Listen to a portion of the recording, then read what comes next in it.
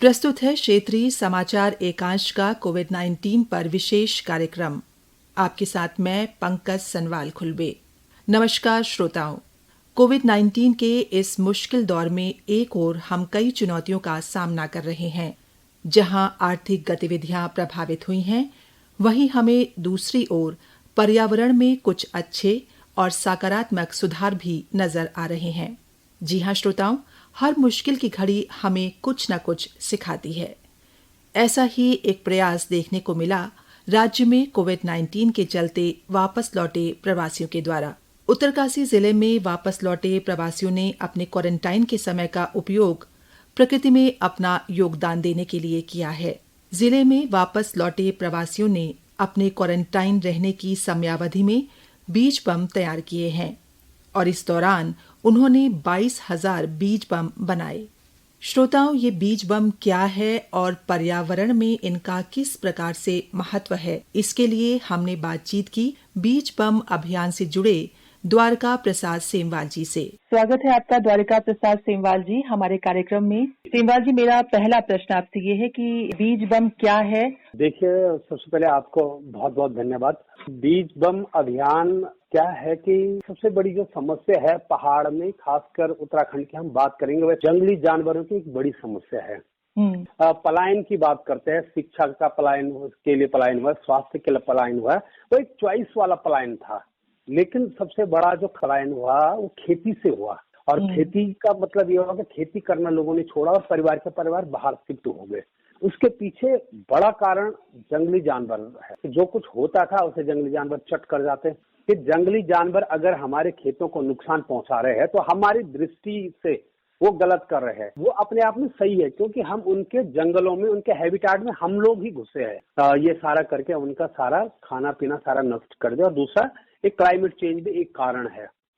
शाकाहारी जो जंगली जानवर है जंगलों में, उनका जो खाना खत्म हुआ है, अनाग्नि उसके लिए एक बहुत बड़ा कारण है। तो इन सब तमाम समस्याओं को देखते हुए कि हम लोगों को क्या करना चाहिए और कैसे कम लागत में और खेल खेल में जी, तो ये जो खेल खेल में पर्यावरण संरक्षण की हम बात कर रहे हैं, अपने ट्रेडिशनल बीज बचाने की बात कर रहे हैं, और बीज बम को हम मुख्यतः जो वन्य जीवों के लिए भोजन है उसके जो एक श्रृंखला स्थापित करने की बात हम लोग कह रहे हैं। तो बीज बम से भोजन की उनकी श्रृंखला पुनः स्थापित करने के लिए ये बीज बम अभियान चलाया जा रहा है और चलाया गया है। यानी इसके पीछे का उद्देश्य ये है कि वन्य जीवों को, जो वनों से बाहर आ रहे हैं, उनको वनों में ही भोजन की व्यवस्था हो सके। इस विचार ने आपको प्रेरित किया बीज बम बनाने के लिए? देखिए, इसका जो विचार है कि मूल यही है कि देखिए, हम लोग पिछले 20 सालों से उत्तराखंड में काम कर रहे हैं। तो अब ये हम वसुधैव कुटुंबकम के विचार पर विश्वास करते हैं।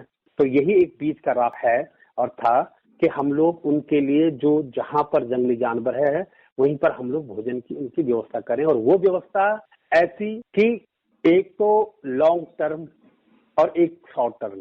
तो आज जंगली जानवर उन्हीं चीजों के आदी हो गए जो हम लोग खा रहे हैं, क्योंकि वहां से वो जो हमारे ये थे जंगली फल फूल थे वो सारे खत्म हो गए और जंगली जानवर हमारे नजदीक आ गए। तो अब वो वही खा रहे। तो ये बस मूल इसके पीछे ये था कि हम लोग जो मानव और जंगली जानवरों के बीच कॉन्फ्लिक्ट बढ़ रहा है, इसको थोड़ा विराम देने के लिए और बीच का रास्ता निकालने के लिए कि हम भी सुरक्षित रहे और जंगली जानवर भी सुरक्षित रहे, उसके लिए बीज बम अभियान चलाया गया है। जी सेमवाल जी, ये बीज बम कैसे बनाया जाता है?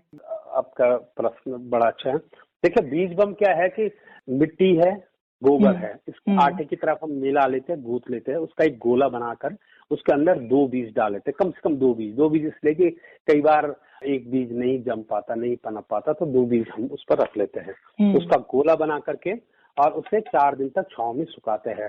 सिंपल प्रक्रिया है। मिट्टी उठाई, गोबर उठाया, उसे मिलाया और उसके अंदर 2 बीज डाले, लड्डू टाइप का बनाया और उसे सुखाने रख दिया। ये सामान्य सी प्रक्रिया है और इसमें हम लोगों से भी कह रहे हैं और खुद भी ऐसे बीजों का प्रयोग कर रहे हैं कि जो दोबारा से जर्मिनेशन की जिसकी क्षमता हो। ये कॉन्सेप्ट है इसका बनाने का। मेरा एक प्रश्न आपसे ये भी था कि जो बीज बम आपने इसको नाम दिया है, इसके पीछे क्या वजह रही है? क्या है कि उसे हम सीड बॉल भी कहते हैं और इस बीज लड्डू भी कह सकते थे, बीज कैप्सूल भी कह सकते, कुछ भी कह सकते थे। लेकिन बीज और बम, ये दोनों को बीज समृद्धि का प्रतीक है। और बम विध्वंसक का प्रतीक है। तो हमने इस अभियान में बीज और बम को जोड़ीदार बना करके और समृद्धि का जोड़ीदार बनाया हमने। और एक बम नाम से जैसे ही जिसके पास ये गया कि बीज बम क्या ऐसा, तो तुरंत उसके अंदर जानने की क्षमता बढ़ी, उसने जानना चाहा। जब हमने शुरुआत में 2018 में इसको लेकर के काम शुरू किया तो सबसे ज्यादा लोगों को ये होता था, साहब बीज बम कैसे होता होगा, फटाके जैसा फटता होगा। तो मतलब इससे जानने की लोगों के अंदर ये ललक हुई कि भाई हम जाने इससे। तो एक कारण ये भी था कि इससे लोग थोड़ा सा इसको जानने के लिए लोग उतारू हो कि साहब ये बीज बम है क्या है, फटता होगा, दौड़ता होगा, रॉकेट की तरह भागता होगा। तो कुल मिला के ये था कि इस अभियान के प्रति लोगों का ध्यान आकर्षित करने के लिए ये हमने बीज बम का नाम दिया। बम का यूज विध्वंसक के लिए ही न करते हुए हम समृद्धि के साथ भी इसे जोड़ सकते हैं, और जोड़ा है हम लोगों ने। सेमल जी, अभी आपने बताया कि जब आप बीज बम बनाते हैं तो 2 बीजों का कम से कम प्रयोग करते हैं। तो मैं आपसे ये भी जानना चाहूंगी कि जब आप बीज लेते हैं कोई भी, तो बीज लेते समय कुछ ऐसा ध्यान रखते हैं कि बीज जल्दी उग जाए या कुछ देर से होने वाले पेड़ पौधे के बीज डालते हैं? जैसे पेड़ वाले बीज बम है, चाहे उसमें सैतूत हो, चूली हो, आड़ू हो, बेर हो, इस तरह के जो ये है, एक दूसरी तरफ सब्जियां। तो वो देखिए समय सबका एक जैसा है। सब्जियां 6 महीने में सब्जी देने शुरू कर लेती, सब्जियों के बेल।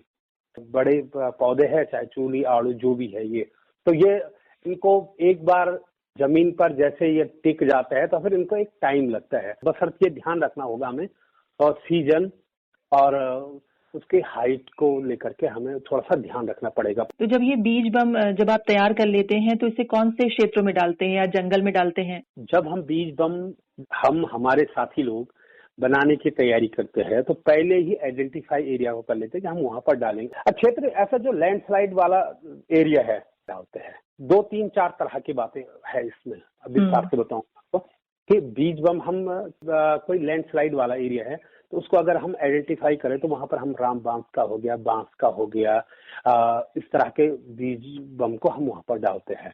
और वहां पर वो उसका सीधा सीधा हमारा उद्देश्य वहां पर ये हो गया कि ये हम लैंडस्लाइड के लिए कर रहे हैं यहाँ पर। अब जहाँ पर हम सिर्फ फूड चेन की बात कर रहे हैं तो वहां पर जो भोज्य पदार्थ है, चाहे सब्जी हो, फल हो, वहां पर उस तरीके से डालेंगे। तो ये आप पर निर्भर करता है कि आप कहाँ के लिए बीज बना रहे हैं। क्योंकि हमने शुरुआत में पहला हमारा वन्य जीव के लिए भोजन की श्रृंखला तैयार करना है। दूसरा, जहां पर आप जा नहीं सकते, लैंडस्लाइड वाला एरिया है, उसको रोकने के लिए तो ऊपर से गिरा करके वहां पर उसका प्रयोग किया जा सकता है। कुल मिला के जहां पर आप मानव नहीं जा सकता है और वहां पर हम बीज बम को डालना चाह रहे हैं, वहां पर वेजिटेशन हम बढ़ाना चाह रहे हैं, तो वहां पर उस तरीके का प्रयोग किया जा सकता है। तो वहां के लिए अलग स्पीसीज। सेमल जी, कोविड-19 के चलते जो प्रवासी राज्य में पहुंचे हैं, उत्तरकाशी जिले में भी जो प्रवासी आए हैं, क्वारंटीन में रह रहे इन प्रवासियों के द्वारा भी बीज बम बनाए गए हैं, इसके बारे में कुछ बताएं। जो प्रवासी वापस उत्तराखंड में आए और उत्तराखंड के उत्तरकाशी में आए, तो हम लोग शुरू से इनके साथ जुड़े रहे, हेल्पलाइन के माध्यम से, कई माध्यम से। तो जब ये लोग क्वारंटाइन सेंटर में थे तो हम बराबर हम लोग सैनिटाइज किट देना, ये सारी काउंसलिंग करना, वो सारा काम उनके साथ कर रहे थे। हमने फिर उनको कहा कि देखिए आप लोग यहाँ पर आ गए, यहाँ पर प्रकृति है, इस प्रकृति का आभार जताने के लिए आप कुछ कीजिए। तो उसके लिए आप आभार जताने का अभी सही मौका है। 14 दिन आप क्वारंटाइन में रह रहे हो, तो क्वारंटाइन के पीरियड में आप लोगों की तैयारी कर लीजिए। आप क्वारंटाइन हो रखे हो तो इसमें ही आप मजबूती के साथ कह सकते हो कि मैं जब क्वारंटाइन से बाहर आया। तो हमने फिर उन लोगों से ये बात की कि आप लोग बीज बम बनाइए और बीज बम से ये फायदे है, और आप लोगों का जो ये काम होगा, जो प्रयास होगा, ये धरती माता के लिए, प्रकृति के लिए, वन्य जीवों के लिए, सबके लिए एक बड़ा उपकार का काम आप कर रहे होंगे।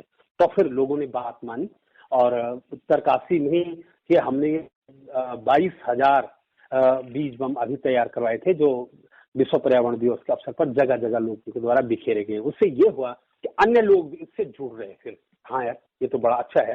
क्या था, मिट्टी लाई और गोबर लाया, बीज हम लोगों ने दे दिए थे, उन्होंने घर से मंगाए, बनाए, तो उनको भी संतुष्टि मिली।